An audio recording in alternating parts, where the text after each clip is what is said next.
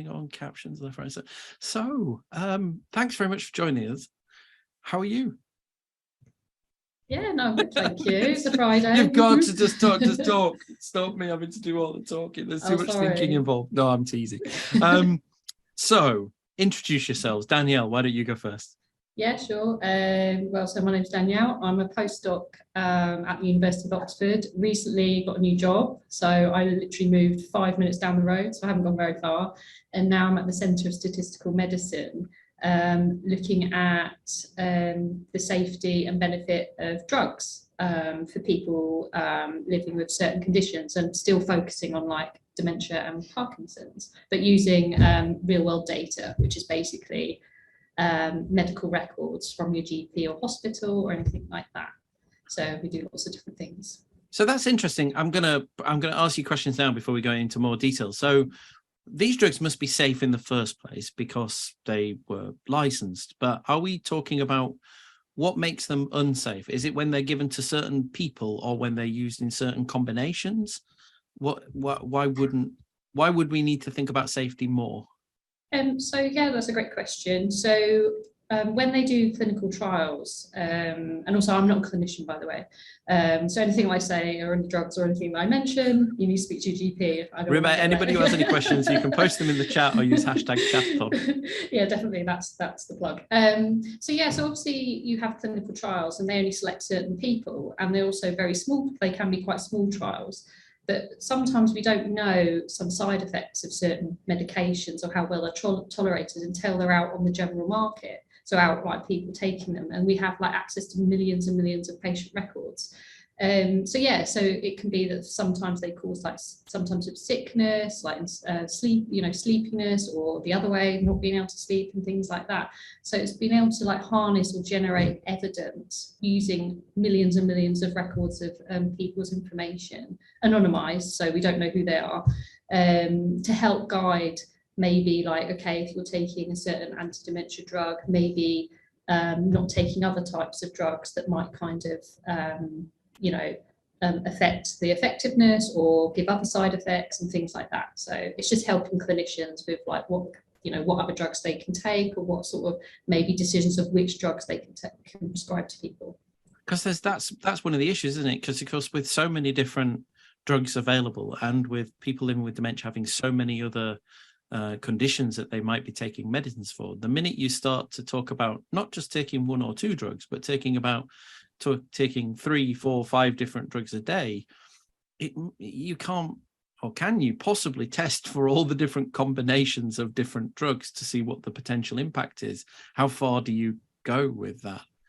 So that can be quite difficult with medical records, but there's potentially you can understand like the chemistry of the drugs, and if they're going to interact, if they're going to, for example, like in the liver, there's little like enzymes that kind of break down the drugs, and if all the drugs are broken down by that enzyme, if you keep on giving different drugs that go to that enzyme, it's going to cause, potentially cause an adverse drug reaction. But what you can do is you can understand if the adverse drug reaction is actually as a consequence or because of the drug.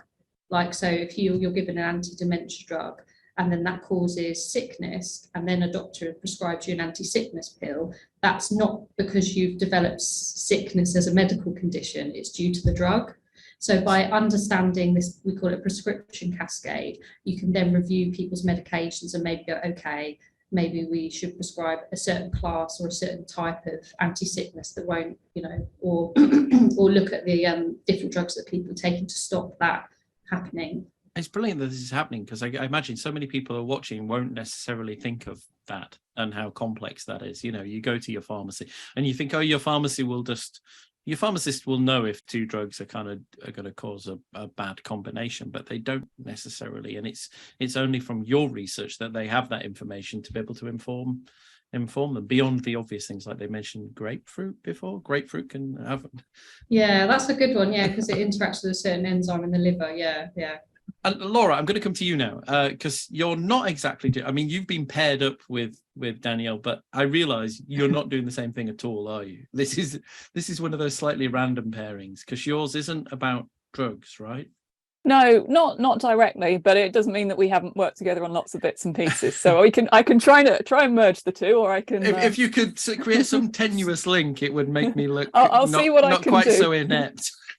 Well, there used to be a geographic link, so there's definitely a link there. But yeah, so shall I do my introduction bit? And then yes, you tell us all about your work. So I'm also based in Oxford, but I'm in the Department of Psychiatry, and I am an ARUK fellow.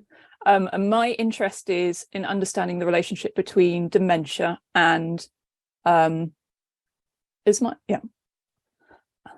Sorry, my internet's going a bit dodgy here. No, you're okay. I turned my camera off so I can eat a sausage roll without making people watch. Sorry. No, that's fine. So really about understanding the relationship between iron and dementia. And so when iron is interesting and important because, of course, we have low iron. When you think of low iron, we might also say anemia. And we know that anemia might have an impact on cognition, but we also know that high iron builds up in the brain. So what I'm really interested in is what's going on with iron, whether it's the decrease or the increase, or whether there's a level in the middle that's is best, and how this is affecting disease, dementia, in fact. And so I'm studying this by looking at different data sets or cohorts and collections of people where we have measures of dementia, where we also have measures of iron in the blood and the brain, and looking to see what the changes are and whether we can spot something that's related to the disease itself. So that's where the big data angle comes in. But of course, because iron is something that we can measure in blood, it's something that you can potentially change in diet as well. And you can also do iron supplements. So if we can find a relationship there, it's something that's quite useful in terms of changing, I think. But it's not until we understand what's going on, we can actually do something with it. You sorry, finished too soon. I'm gonna bits of sausage roll in my teeth and everything. That's all right. I've got mince pie all over my lap, so that we can. So that's iron homeostasis. Yeah. In a nutshell, and that was a brilliant romp through that. So both of you, with your big data sets, we'll talk about machine. Can you tell us what's the difference? I don't know if this is, I've written this question, I don't know who I wrote it for, and I don't think I've asked it today. What's the difference then between AI and machine learning? Because you both use these, right? Do you use those tools? Danielle sighed then, like, oh my God, I so really hate him for asking this question. Offline, we were bickering about who would take this one. So that's why. It is in your question. Is that in your questions? I don't know. It's not. It's basically about machine learning. And I basically went, Laura, you can answer that because you're now doing a lot of machine learning. I don't do machine learning anymore, so you can answer that question. So and I said in response that you have a PhD in machine learning and therefore could also chip in. So machine learning is really about using the data, but rather than telling it, using the computer to try and understand patterns in the data. And AI, artificial intelligence, is a more advanced version of that, I think is the lay way of saying it. Danielle's now going to tell us the technical way, potentially. No. It's exactly what Laura said. It's just basically machine learning.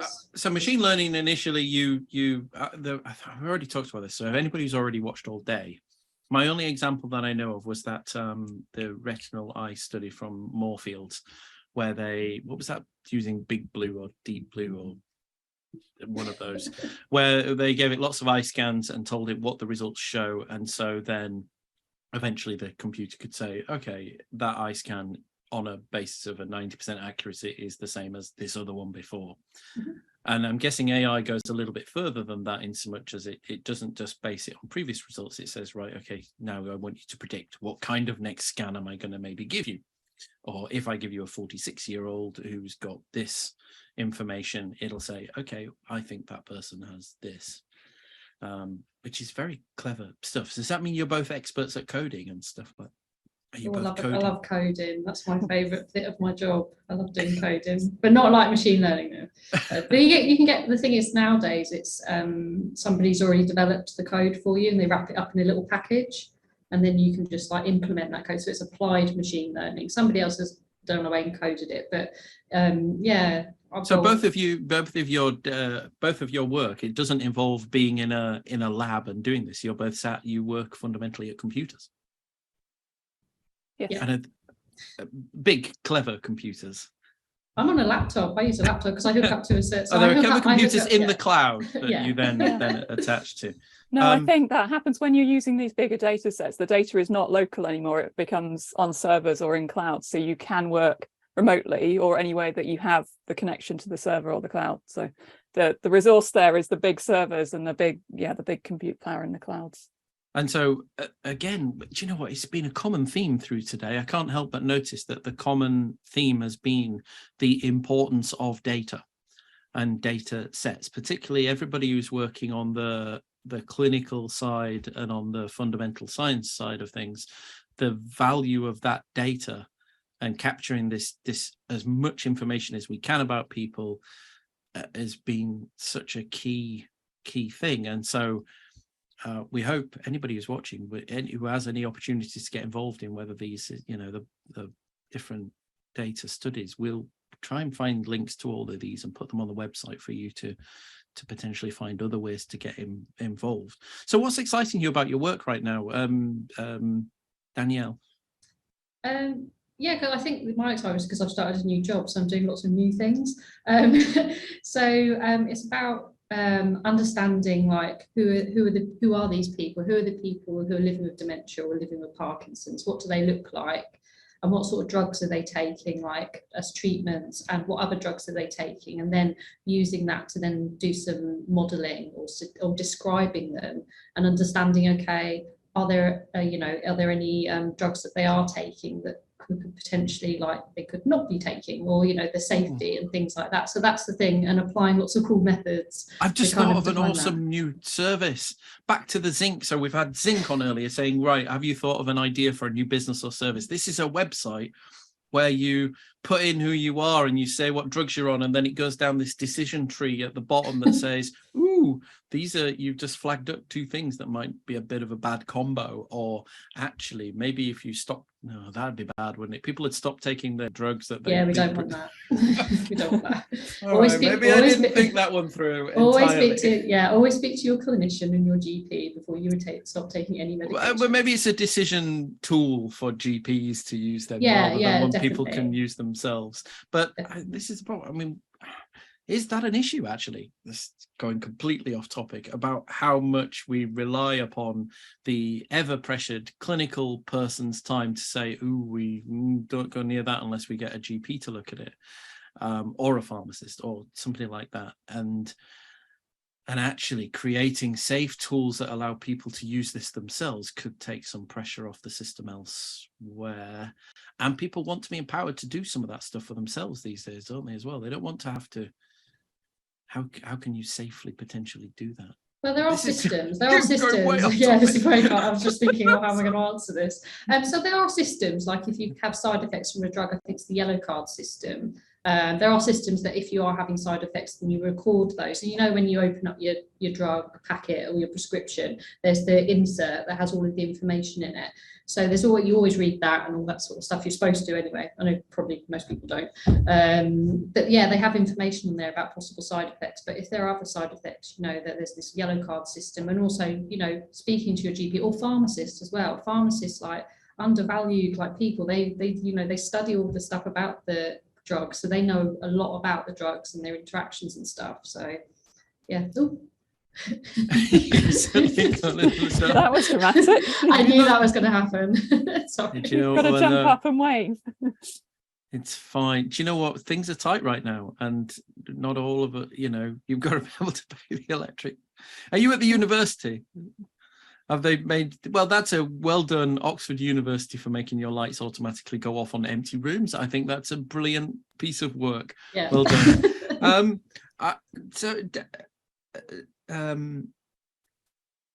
Laura, I know I'm going to talk about, nobody's mentioned it, but because I know a lot of people who are watching this aren't people in with dementia, they are other researchers. And I want you to tell me about the Demon Network, because you're involved with the Demon Network, aren't you? And it's and that seems to have grown and gathered such momentum in the last 18 months. So what's the Demon Network about? So the Demon Network was super important to me, and I'm going to get a shameless plug in at the end as well. No, do. So it is a network of researchers, and the idea is that we skill share with an emphasis on data analysis and AI and machine learning, and advanced techniques and different data sets. And so it's a network across the UK, across all the different sites. And there are a number of working groups and events and different stuff going on. So I am the working group lead for the biomarkers. So I was super pleased to be in the last bit, if only been in the quiet bit. But yes. So yes, lots going on there. But so we have working groups where we have discussions about new projects that might be of interest. We have new collaborations we set up. Last year we had a hackathon. We have teaching events. So we had a Mendelian randomization lectures. There are imaging lectures. There's lots going on actually. So if you do Google Demon Network, please do come and join us if you haven't done already, because the idea is that we introduce people from different backgrounds. So we would like to introduce clinicians to data scientists. So if you're a data science from a different disease, that you have a different skill set and you would like to work on dementia and learn about dementia, then there will be people that you can meet and collaborate with within the network. And that counts for clinical people as well. Obviously, we're really keen to get more, I know it's quite tough right now in the NHS, but if jobbing clinicians want to find out more about research, this is a great way to get more information and to find new people to collaborate with as well. Yeah. And my shameless plug is that next week on Wednesday, we have Atena coming in to speak about frontal-temporal biomarkers. So she's going to come and speak. So if you'd like to come and hear her speak about her work and the frontal-temporal biomarker field, then please do join in next Wednesday. Absolutely. Yeah, Atena was just here. Yeah. Half an hour ago. Yeah, and she does amazing work and is a Race Against Dementia fellow as well. Well, this is so interesting. I love the idea that the collaborations are there and that this is self-driven, isn't it? This isn't some government organization or some body that's kind of said, oh, it's our job to make researchers work together.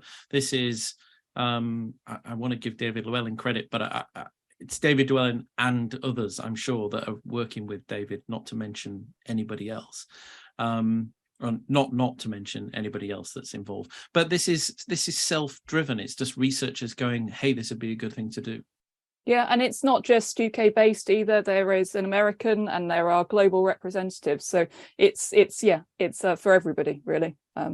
But yeah, learning, so early career researchers, but also we have senior researchers as well. So yes, please, welcome to everybody. And also thank you to David, I should say, before, in case he's listening.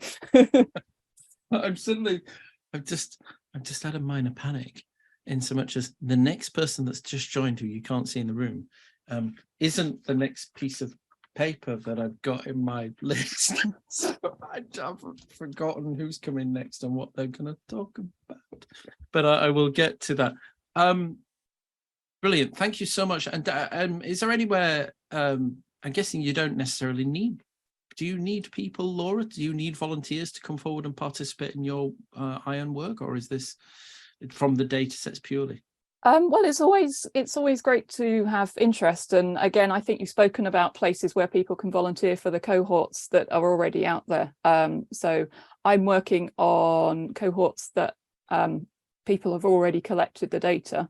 However, I am always interested in looking at new stuff. So I will be also looking at the Whitehall cohort, and I understand that they have new participants and new data collection going on at the moment. So yeah, I think the previous resources... That's the cohort of civil servants from yes, that's right, yeah, a very specific period as well. Yeah. Okay. Thank you very much. Sorry, I'm terribly rude. I'm distracted because I'm suddenly looking for the notes for the next session, which aren't here, and I'm wondering whether I did any. Yes, I didn't do them. Why? Yes, I did. No o'clock, 3 o'clock, 4 o'clock. Yes, good. Okay, I know my next guests are. Thank you very much, then, Dr. Laura Winchester and Dr. Danielle Newby from the University of Oxford. You do brilliant work. And if you want to know more about Danielle and Laura and their work, you can find bios for both of them on the chatathon.uk website, including their Twitter feeds. And I follow you both on Twitter, and you tweet all the time about their really interesting work. And so if you want to know more, do go there. And that's a great place to start. Thank you so much. Thanks, Adam, and thanks for having us on. And good luck for the rest of the day. You do really I'm well. So really sorry, I was a bit distracted then. I don't know where. Oh no, that's all right. I've seen you've been going since what, 9 o'clock this morning. You're allowed. I'm annoyed with myself. I had the printout in order of all the guests and who's coming next, and I found it. I knew I'd printed it. I had just thrown it away. Sorted. Thank you very much. Thanks. Thank you very much. And please do stick around, anybody who's watching, for our next session. Thank you. So coming up from no, I've just thrown it away again. I'm throwing away the piece wrong. Coming up from 4 o'clock to 4:30, we're going to be talking, this is going to be a good title, magnetocentralography. We're going to be talking about MEG scans and super microscopes to understand frontal-temporal dementia. FTD's come up quite a lot today, as has dementia with Lewy bodies, and it's great to see us talking about some of these rarer forms of dementia and not only Alzheimer's disease, because I know so many people watching have an interest in a specific dementia as well. However, so I'm going to be joined by Dr. Ana Sanchez Avila. Anna Sanchez, not Dr. Anna Sanchez Avila and Rebecca Williams, who are both PhD students, and that's coming up in 1 minute's time, while I just play you a quick film and dip out for a moment. Thank you.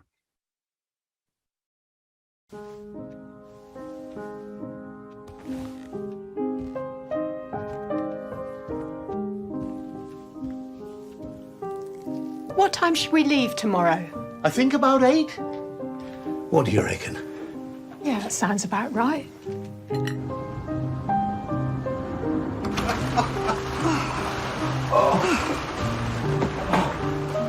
What time should we leave tomorrow? I told you, 8.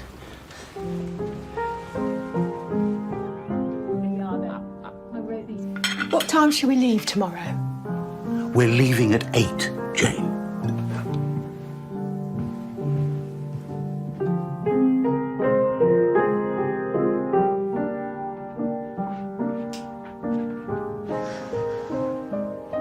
What time should we leave tomorrow?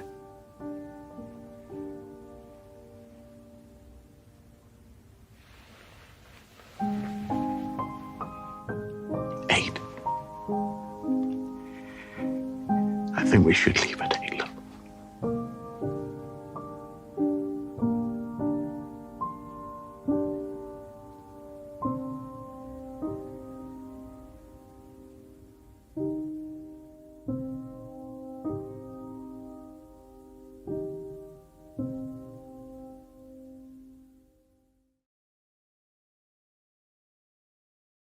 I met my husband when I was 19 in India. To cut a long story short, I fell in love with him pretty much straight away.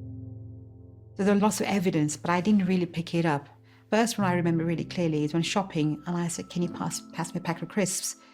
And he struggled that. He goes, "What's crisps?" And then his behavior got a bit more dramatic. You know, he became more paranoid, and he kind of started changing. So I took him to doctors, and then they diagnosed at UCL and said, okay, he's got FTD, which stands for Fronto-temporal dementia. Your personality goes, your judgment goes. It's almost scandalous that we've known this condition for over 100 years, and yet we have no answers to that. We can't really find a cure for these masses with our research. And I think that is so critical